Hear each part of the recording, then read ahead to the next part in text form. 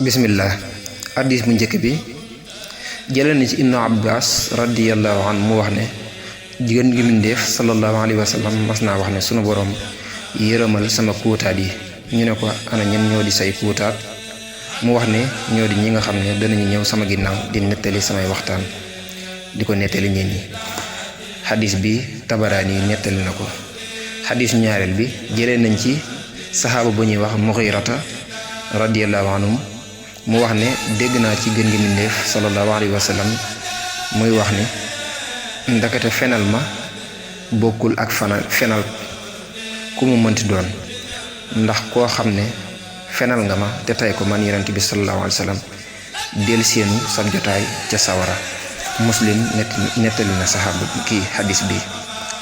xadis ñetteel bi jëlee nañ ci Abi Hurayrata radiyallahu anhu mu wax ne ngën gi mindeef sallallahu alayhi wa sallam wax na ne na ngeen di yeesal seen ngëm.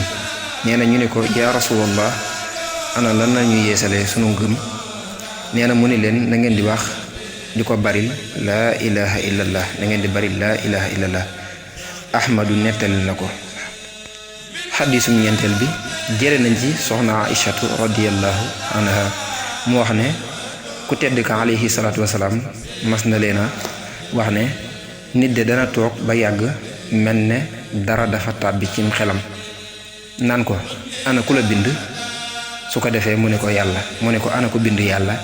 nee na ku yëg loolu ci boppam na xam ne seytaane mooy yootaan gëmam. seytaane mooy yootaan gëmam.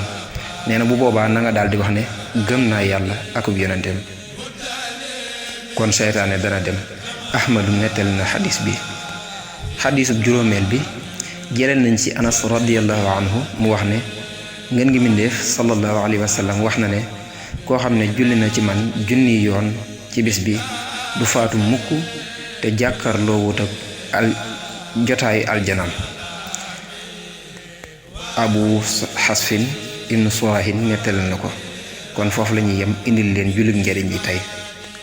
jullit àllarba gi mu ni jëlee nañ ci yonent sallallahu alayhi wa sallam mu wax ne ku julli ci guddik àllarba ñaari rakka bu njëkk bi nga jàng ci fatiha ak qul a'udhu bi rabbil falaq fukki yoon, bu ñaareel bi nga jàng ci fatiha ak qul a'udhu bi rabbin naas fukki yoon.